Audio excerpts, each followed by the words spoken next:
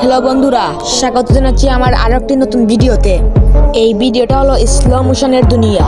তাহলে শুরু করা যাক। প্রথমে যখন এই ছেলেটার মুখে পানি ভর্তি বেলুন ছুঁড়ে মারা হলো, তারপর যখন এই ভিডিওটাকে স্লো মোশনে দেখা হলো, সেই ছেলেটার মুখে গিয়ে ফেটে গেল।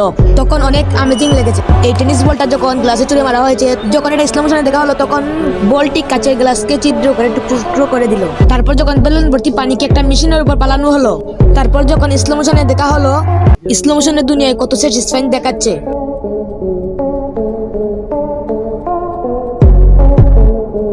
তারপর যখন বলটিকে বেলুনের দিকে বাড়ি মারা হলো, স্লো মোশনের দুনিয়ায় কত স্যাটিসফাইং দেখাচ্ছে।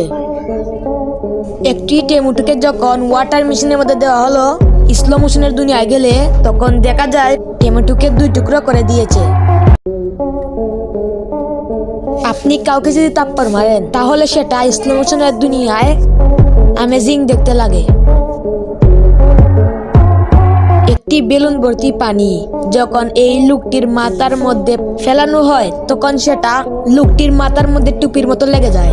একটি বড় কুড়ালের উপর যখন রাবার বল ফালানো হয়, তখন সেটা স্লো মোশনের দুনিয়া অনেক অ্যামেজিং লাগে।